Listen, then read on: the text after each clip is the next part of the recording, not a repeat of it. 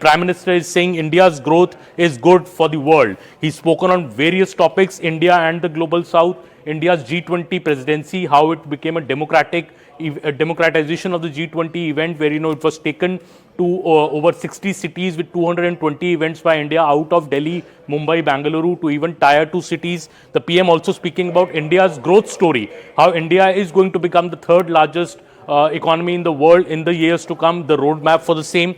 PM also speaking about the issue of reining in inflation and how his government has taken steps to rein in inflation, including mentioning the recent cut of rupees 200 in the LPG prices. The Prime Minister also speaking about how it is the big mandate that he got from the people in 2014 as well as 2019, which has led to stability in government, a stable, strong government, which has led to also to deep structural reforms, which has led to this growth. So very, very important points being made by the PM. If we break it down into 5 major things, what the PM has said, obviously he speaks about India and the G20. He speaks about the global south. He speaks about India's rapidly expanding and in fact the digital public infrastructure. We have seen the heights that the India's UPI platform has reached. PM is speaking about how to rein in inflation, the steps his government has taken, and of course the road to the third largest economy. If we come to the point of reining in inflation for that matter, which has been on the top of minds of many world leaders, the PM says that inflation is a key issue that the world faces,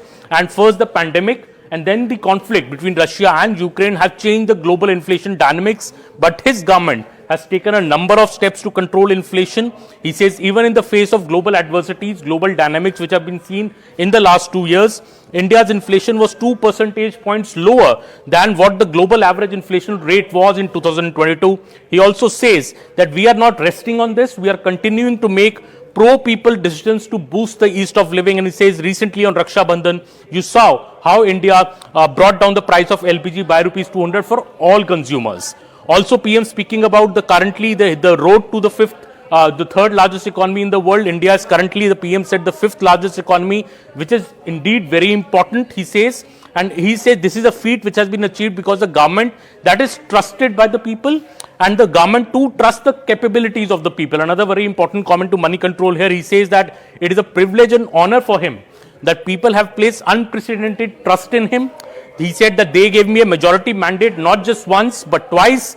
The first mandate, the PM said, was about the promises that he made to the people in 2014 before coming to power. But the second mandate, which was even bigger than the first mandate, was about his performance of his Modi's term 1 government, as well as the future plan he had for the country. And I think very important political point being made by the PM, that due to this political stability, every other sector could see deep structural reform. So I think the Prime Minister is stressing on this point of political stability in the country. That is what is leading to, he's saying, the deep structural reforms, be it the GST or be it the other steps which have been taken, which have helped our economy climb to the 5th largest economy in the world. And soon, the PM said, in the years to come, will be the 3rd largest economy.